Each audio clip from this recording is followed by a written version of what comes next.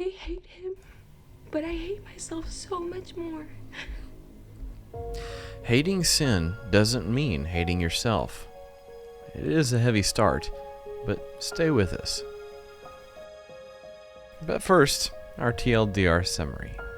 God hates sin and loves us abundantly. He wants us to do the same, and self-punishment and self-hatred are not biblical ways to hate sin.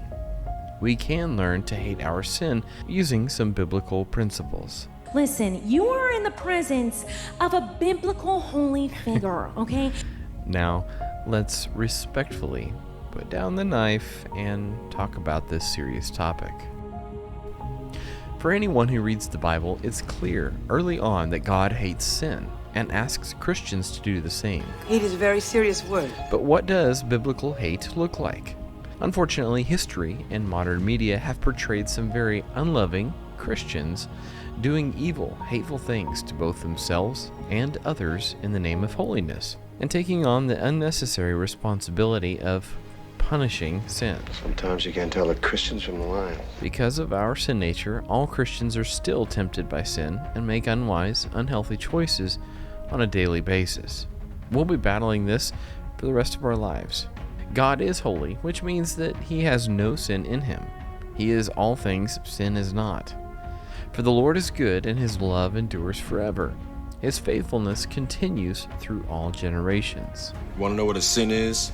Sin is lawlessness. It's evil.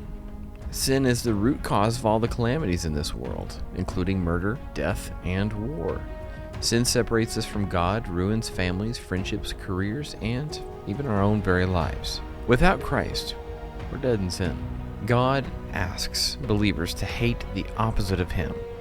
Sin, all the unhealthy choices we make that hurt us, that destroy everything, that trap us in a spiritual coffin. It is because it feels good. Now, just because God hates sin, that doesn't mean he hates sinners. I don't care what you've been smoking, shooting. I don't care who you've been laying around with. God loves you anyway. In fact, You know what I'm gonna say? God loves you. but God demonstrates his own love for us in this. While we were still sinners, Christ died for us. This is seen over and over in the Bible. With your eyes in here. Once we have accepted the gift of salvation from God, we receive unconditional titles and promises that are unaffected by any sin committed either before or after we are saved. No one can take that from you. God hates sin and loves us abundantly, and he wants us to do the same.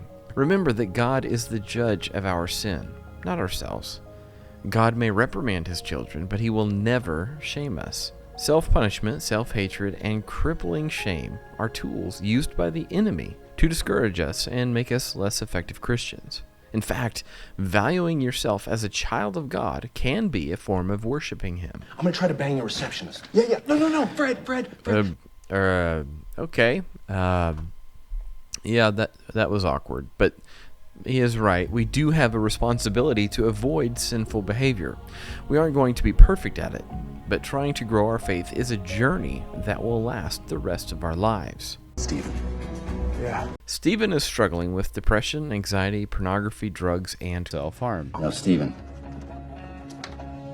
you gotta be proactive, okay?